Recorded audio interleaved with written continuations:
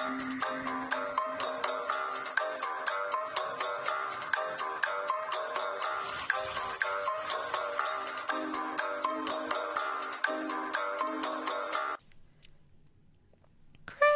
time is here. Oh, Jesus, that was loud. Look at that. the what is this called? The sound bars. I don't know what they're called. Holy shit. Welcome to Historia. Rest in peace, headphone users. Oh my god. Hi everyone, it's Christmas season and we are festive today. I'm Jamie. I'm Kylie. I have been obsessed with Christmas stuff. Oh my god. I have been watching so many Hallmark movies. Not even Hallmark. They're like Lifetime, like some Netflix, some like Did you watch whatever. the Lindsay Lohan one? I did. So bad. You know, at least she's putting herself out there. But she like, not that I'm not against Botox, but like she cannot show emotion anymore. Like there's a scene where she's supposed to be crying and it looks like she's like laughing. I was so confused. I don't know. I just loved her face. But now it's like she just has so much. I'm not gonna judge her for that. Yeah. She has a lot of money, but like I'm glad that she's made a comeback. I'm really happy for her. Yeah, that movie was interesting. I'm ready for Hilary Duff to do a Christmas one. Yeah, I feel like it's her time to shine. Oh, where's that at? When are you gonna do that, Hilary? Did you? I haven't watched the Freddie Prinze Jr. one yet. Mm-mm. You know who he is, right? I've heard the name. It's Fred. The Scooby-Doo movies, the live action.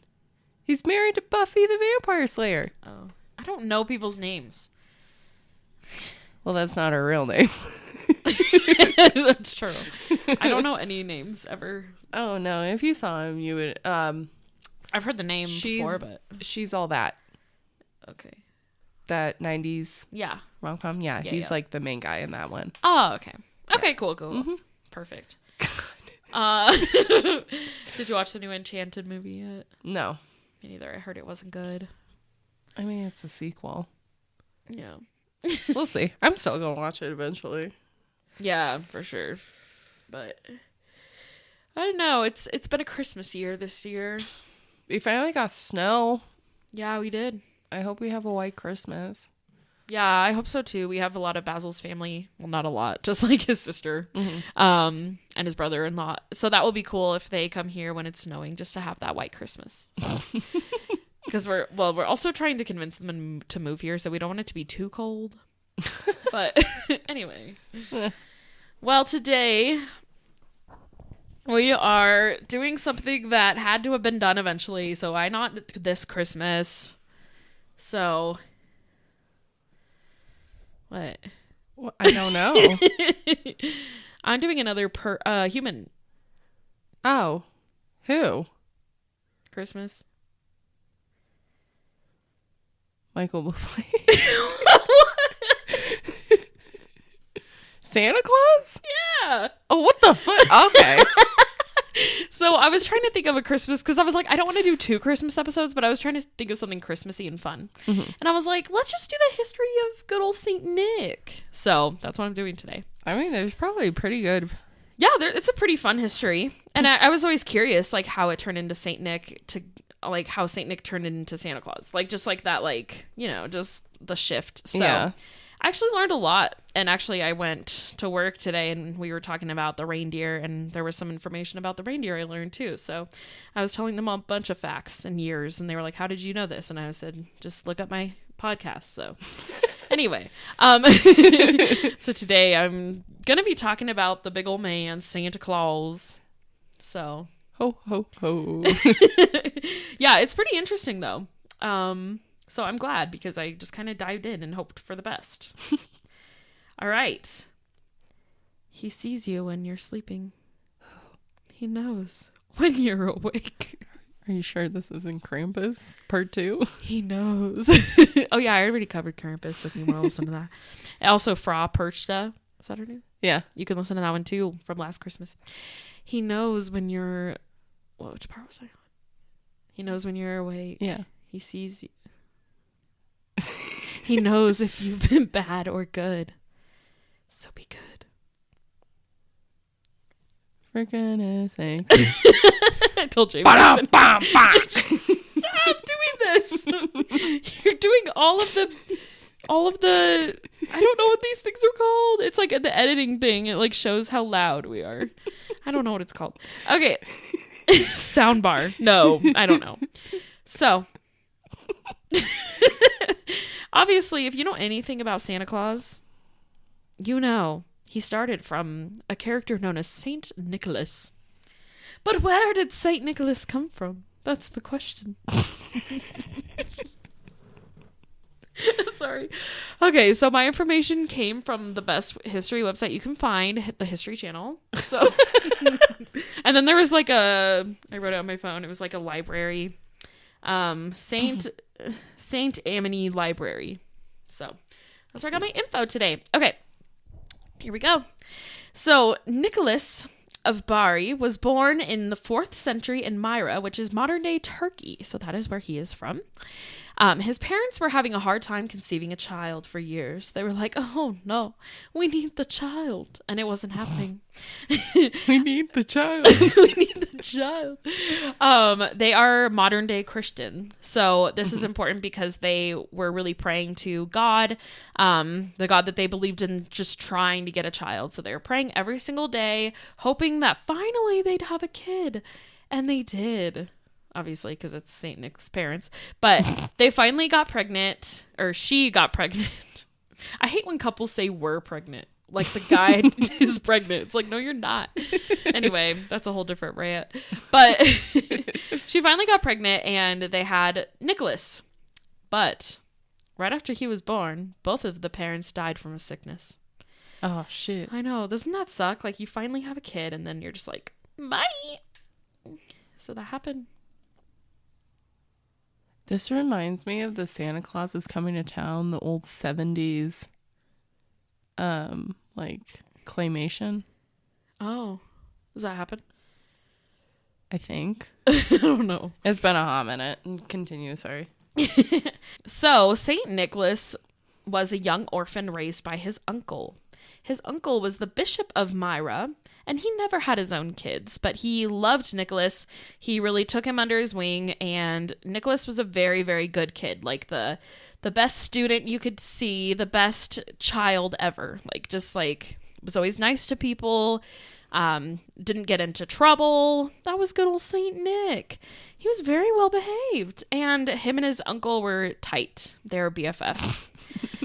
So one day his uncle was just sitting there and he had a vision, and because he was very, very like religious, and he was like, Nicholas will grow up to bring joy to many people. And that's what he did, as we know. Yeah, so Saint Nick was always kind and helpful to others, and he always had a love for younger children. And so when he was like teenage years or a little bit before that, he actually started making toys for kids. So he had sympathy for the poor, and he really wanted to help them as well. There was once a man in the town that he lived in where he had 3 daughters, and he was too poor to pay for a dowry. So his daughters would have to be sold into slavery instead of getting married. Oh, shit. Yeah, so Nicholas saw this and was like, oh man, I need to do something. Ho, ho, ho. Just kidding, that comes later. So he wanted to help out the father, but he also didn't want to like ruin his pride. So he didn't want to just like be like, hey, I'm here to help you. So he didn't like see him face to face. So instead, he dropped a bag of gold down the chimney, which is where that idea came from. Where'd he get his gold from? He's had it. It's just in his family. Oh. I guess his uncle's a bishop. I guess they have money. I don't know. Maybe not, but so I don't even know how much it was, but he dropped some gold, and I'm just imagining him like climbing to get to the chimney. Oh god. Imagine going outside and you just see him like, hi. The bag of gold, dropping it down. Yeah.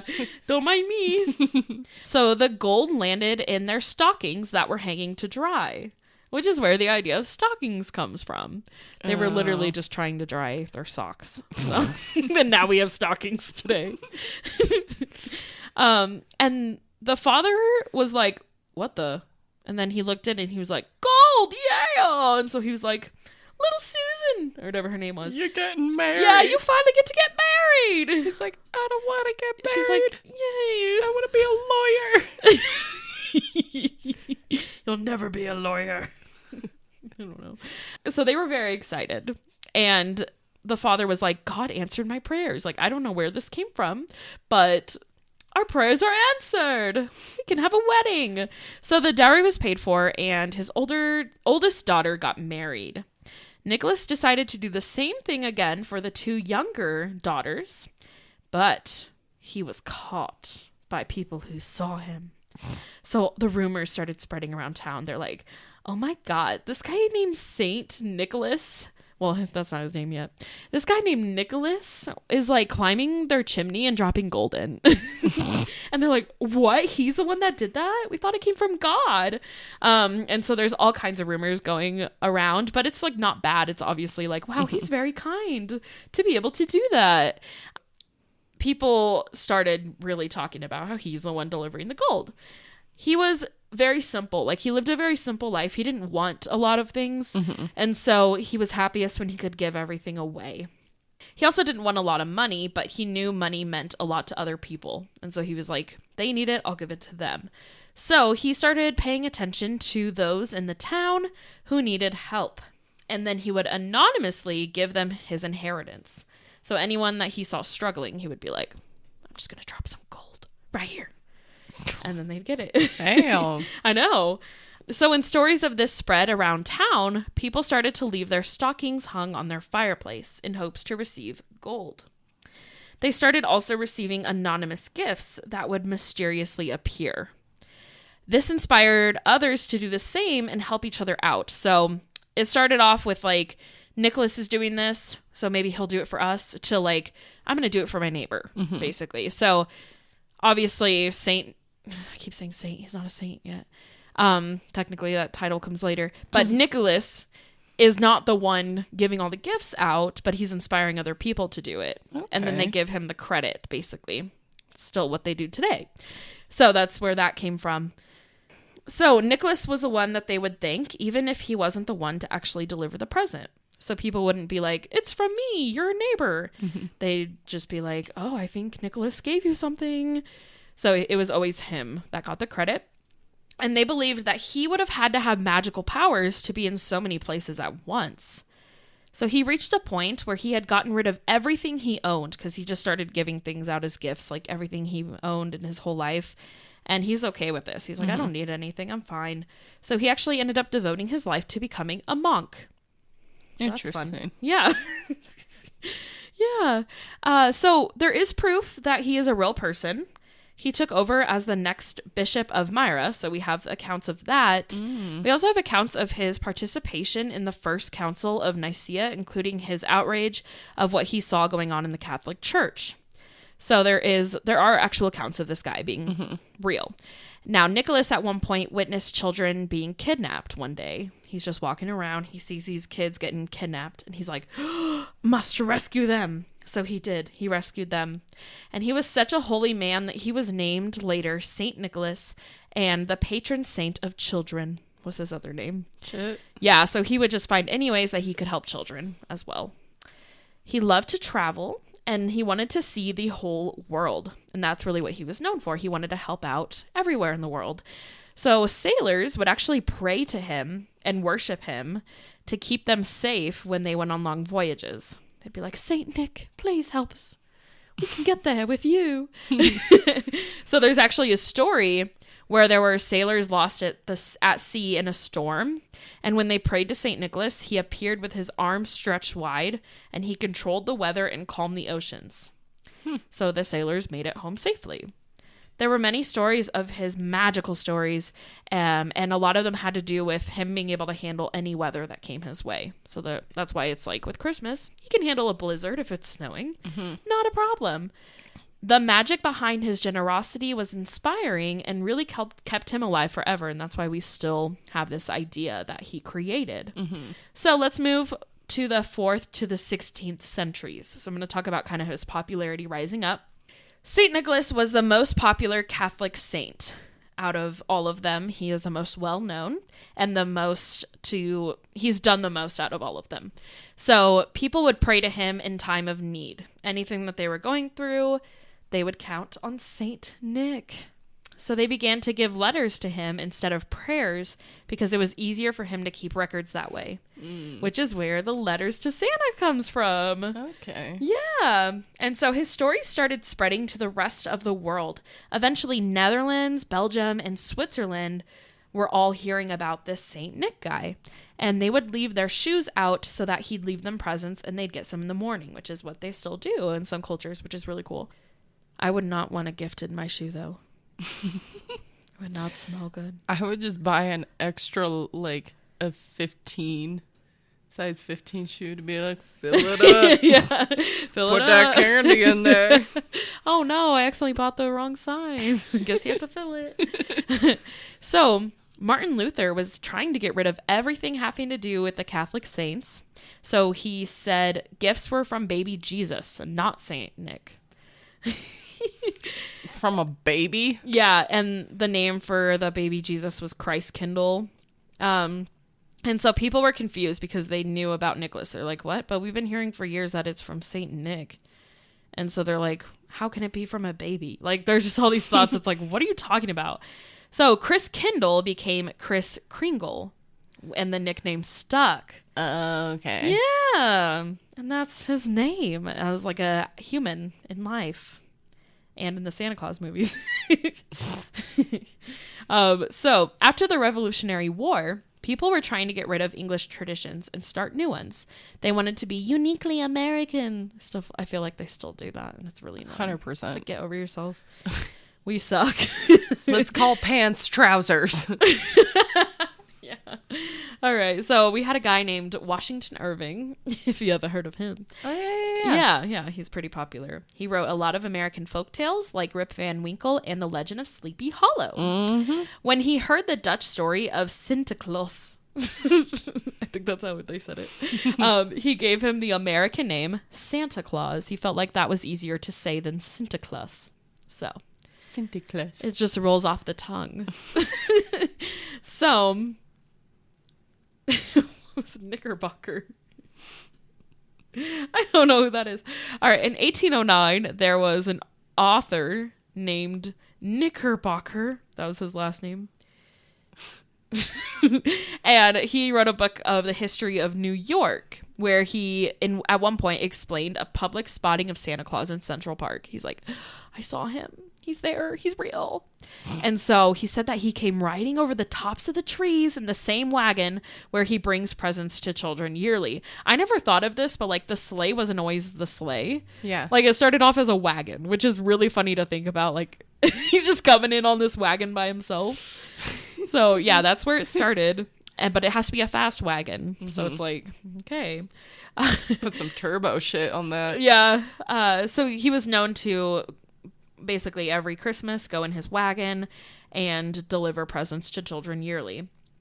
Also mentioned in the book, Santa took a break to smoke his pipe before getting back in his wagon and flying away.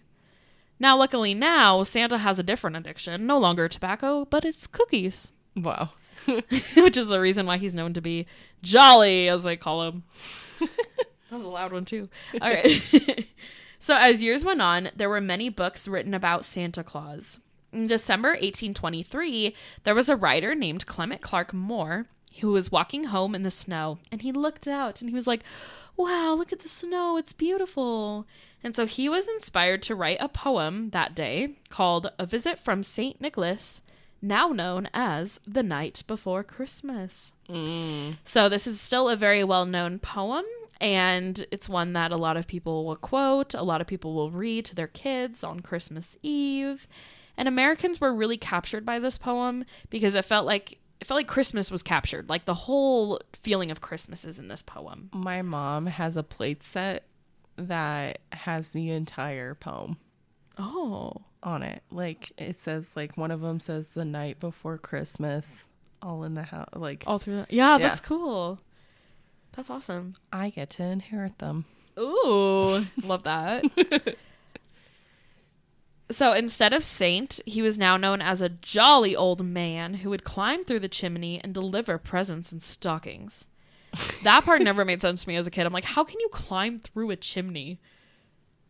Like that was the part that got me. I was like, the sleigh? Okay, yeah. You can go on a sleigh with reindeer. But how do you go through a chimney? I think they used to be bigger, though. That's true. Whereas, like, a lot of chimney now are so small. Yeah, that's very true. So, in 1821, an anonymous writer wrote a story called Old Santa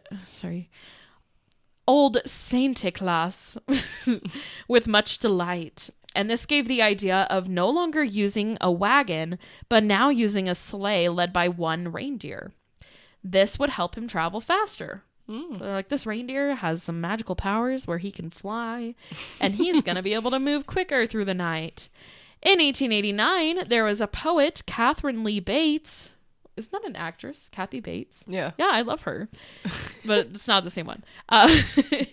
So the poet Catherine Lee Bates introduced Mrs. Claus so that we could learn more about his personal life, because people were like, well, he's so mysterious. Let's learn more. And so she wrote a whole entire poem about Mrs. Claus. Now, we didn't really find out that much information. Like, we've never heard of kids being mentioned between the two. So who knows? But, and they've been married for a very long time. Just saying. So as years went on, kids would question where he'd go when it wasn't Christmas. They're like, so he just appears out of nowhere. So they were like, there's a thing called the North Pole. Like, they had to just like create that. And so the North Pole became a huge topic. So it's also now known to the public that he had a team of elves to help out at his workshop, because they were like, but how can he do it all on his own? So they were like, elves. Gotta keep the magic. Yeah. So, and I just love like imagining like how they have to kind of spread these stories. Like they had to like write something like the elves at Santa's workshop. And that way like people would, spread by word of mouth. It's just really interesting to like how everyone kind of came together. It was just like, yeah, true. So then we were introduced to 8 magic reindeer in total. So that was before. That was like late 1800s. We had 8 of them. I don't know their names. This is what I was talking about with my coworkers today. I was like, Dasher, Prancer, Comet, Cupid, Donner? Vixen. Donner, Vixen, and Blitzen. So who's before Blitzen?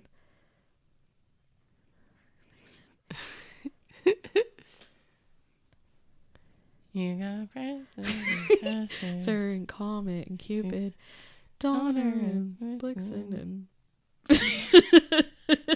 I don't know. Anyway, I literally looked it up today and I forgot his name. So anyway, we now have 8 reindeer, but it's just not enough because we're missing a key part. It's Rudolph.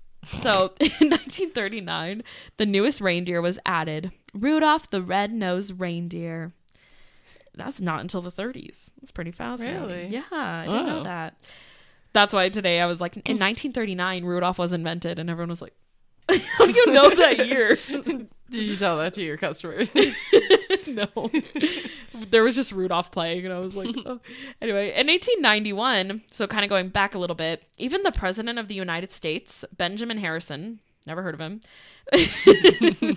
he was promoting Santa Claus. So he was really the one to spread it to the parents, where it's like, hey. So he claimed that he wanted an old-fashioned Christmas tree for the grandchildren upstairs, and said that he'd be their Santa Claus, and he encouraged other families to do the same. So he's like, we can dress up and we're just going to keep the magic there for the kiddos. So in 1898, the first footage of Santa Claus was taken by filmmaker G.A. Smith. The camera showed him leaving presents under a tree. And so when this started happening, this is when cameras became a really big thing. And so people were trying to find him, spottings of Santa Claus, quote unquote. So there was a lot of footage going around. So they're like, okay, we have all this footage of like Santa Claus. We need to see him in public more. And that's what changed to our more modern Santa. The capitalistic Santa Claus. Yep. Pretty much. So in the 20th century, he was always hip and in modern times. So he's really been able to kind of go with whatever changes we have in the world. He goes with it. So technology, we see that changing as well. So during the Industrial Revolution, he was able to help his elves work quicker at the North Pole. So when that happened, they were like, wow, they have really fancy technology. They can give us more gifts. So since he had so much help, he could now go out in public. They're like, don't worry, guys. The elves are working on your presents. So in 1924, he was a part of the Macy's Thanksgiving Day Parade in New York City. He received a warm welcome, so he kept reappearing every year ever since. It's pretty interesting.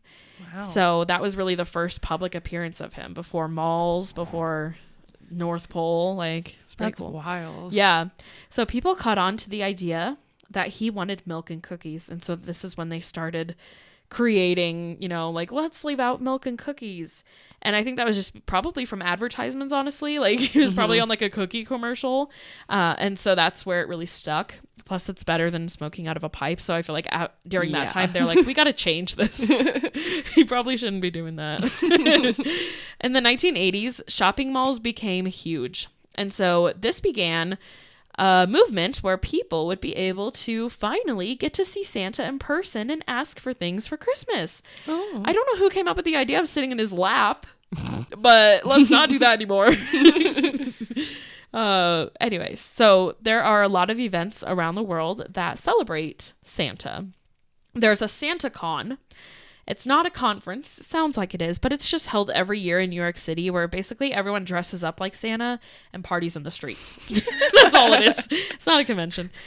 And then in Liverpool, there's a Santa Dash where they do like a run wearing Santa clothes. And there's a lot of other events like that have to do with him. I'm sure there's like marathons where you dress up like him or something. Well, yeah, because when James was looking for my ring last year and he went to the mall, he was like, there was just like a bunch of people just dressed as Santas just in the mall. Just walking around. Yeah, they were like running around just dressed as Santas. He was like, there was just a huge ass group. He was so confused. Oh my God. I was like, I love that. I wish I was there for that. Yeah, I would love to see that. So the 21st century allowed us to create tools to help see how Santa journeys around the world. Santa Tracker. Woo! Love that. Oh, my mom would always have that. Yeah. Like, there's Santa. I'd be like, oh my God. Yeah, I would always go in it on Christmas Eve, but one year I saw that it was like it already passed Colorado. And so I went and I checked the tree and I was like, so that's really what led to me thinking other things. In 2016, they discovered to get to every kid in one night, he'd have to travel at 1,280 miles per second, which is a lot. And so that's when they were like, that actually defeats science. It's like, obviously. So he has been to blame for making the holiday season about material items rather than the true meaning of Christmas.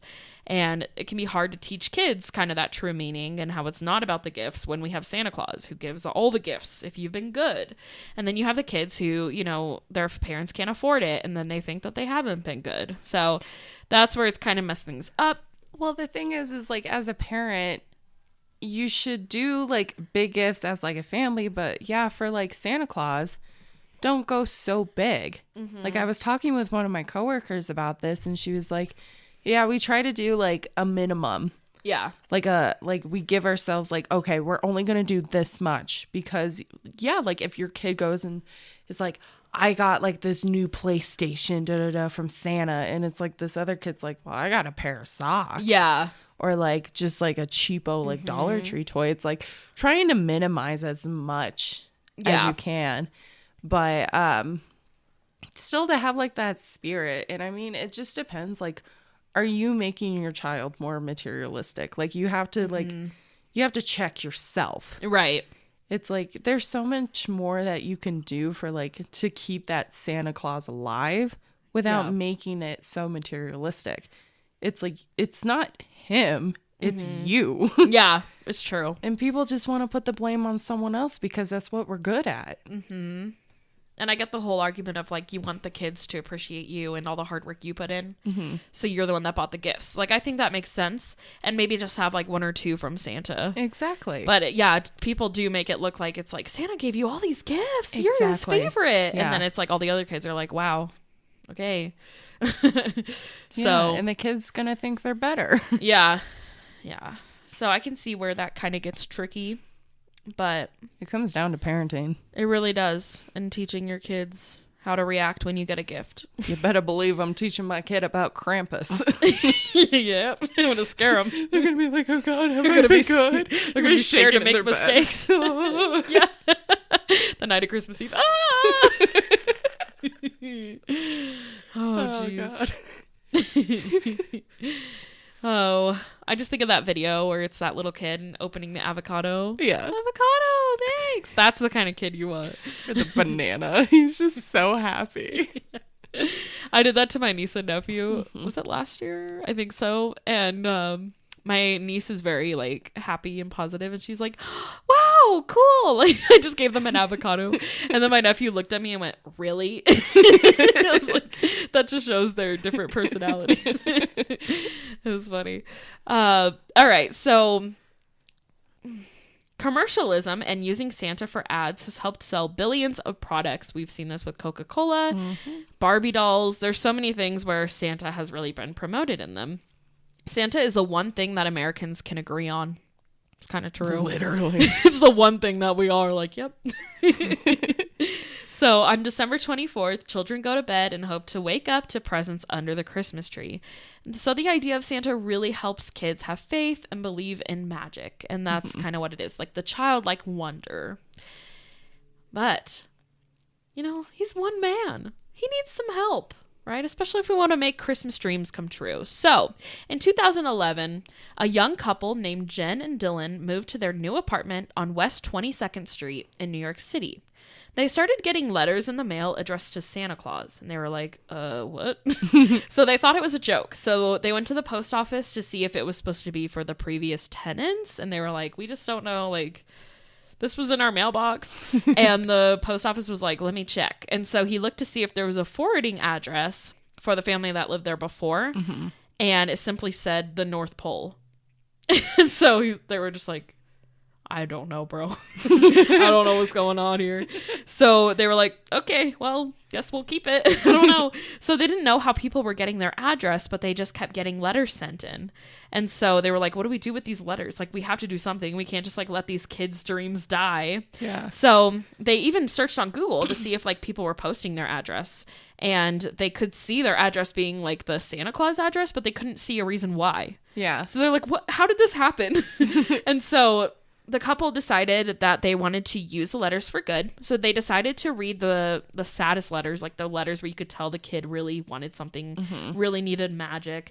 And they would see these letters from underprivileged children, and they would pass them out to friends and coworkers who would all help out in buying gifts for them. Oh, that's nice. Yeah. And so the word spread on Facebook, because Facebook was popping back then, and they were able to give out hundreds of letters that year. So that started a new legacy. And now every single year they run a charity called Miracle on 22nd Street, where people can volunteer to help out. You know, I think I've heard of that. Yeah. It sounds familiar. Yeah. I know there's the movie. Yeah. Which it's about something completely different. But maybe that's where they got the address from. Probably. Because that was an older movie. Pretty sure. But I don't know. Yeah, so if you want to help out, I believe it's still going, and there's a lot of things like that where kids will write letters and it will go to that address, and then it becomes a charity, which is really cool. In 1897, there was an 18-year-old girl who wrote to her church, and she was like, listen, I just need the truth because I don't think Santa Claus is real because all my friends keep saying that he's not real. And the church was like, there is a Santa Claus. He exists. And so they're just like, trying to help her. And she's like, oh, okay. So I just thought that was fun. Alas, how dreary the world would be without a Santa Claus. That's what the church said. And that's where I'm ending it. It's kind of a cute little note to be like, Christmas would be not sad without Santa, but it really adds to the magic, especially as a kid. So That's the good old story of Santa Claus. Yeah, it's a freaking as a kid, it was so like heartwarming. Mm-hmm. Like to wake up and come down and have all of that. Yeah, it's magical. When I got older and my mom, she would be like, I literally got stuff on the discount section at Walgreens. Like because I had this life-size doll. It wasn't because you know how they had like those like tall like Barbie dolls or whatever that everybody wanted in like 2004 or 2003. And I was like, oh my God, I want one. And my mom literally got me one from Walgreens. She had like caramel skin hair. Like she was caramel skin. Like she was a little bit darker. Loved her. She had this cute little outfit. Her hair though, oh my God. Wait, she was life size? Well, she was she went up to my chin. So she was pretty big. I remember it. Yeah. I have a picture and I loved her so much. But her hair, oh my God, it was horrendous. But my mom, she was like, it was like $10. But I cherished that thing so much. It's always those gifts that mean the most. Yeah. It's just like, it's the small things. Like, especially younger kids, they don't care. Yeah. They really don't. It's like, it all comes down to how you raise your children. For sure. It really does. What kind of person they are. And don't spoil them. No. That's where it goes wrong. I think the only big thing that we really got was a Wii. Yeah, we got a Wii and then I got a DS. I remember that was like a big thing that year. I was like, ah.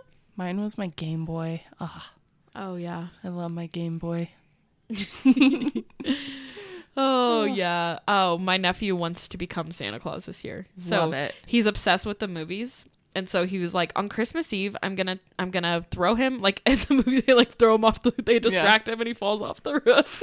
So he's like, I'm gonna distract him and then he's gonna fall and I'm gonna steal his suit. Oh my God. He really thinks this is gonna happen. And he like already has like baggy red sweats he's been wearing every night. Just in case. You gotta get him an outfit. I know. Yeah, his birthday's next week, so for his birthday party, I'm like, I should bring him like a little Santa Claus thing. Oh, he'll love that. He's going through a big obsession. It's so funny. Oh. Well, where can you find us? You can find us on Facebook, Instagram, TikTok, and YouTube at Historia the Podcast. You can also email us at historiathepodcast@gmail.com. Don't forget, you can also find us at the North Pole. We're BFFs with Santa now. Oh, yeah, for sure. Oh, gosh. We'll catch you guys next week with another good episode. Completely off topic. Perfect. Well, we can at least say we did one Christmas episode, right? It's the holiday season. We're just going to sing a new Christmas song every time. The same one, though. Oh, yeah, that's the same one as last time. It's Christmas time. Christmas time. He's like, all right. Oh, God, goodbye, everybody. Oh, he sees you when you're sleeping. He knows when you're awake. Okay, don't forget that. Okay, bye. Bye.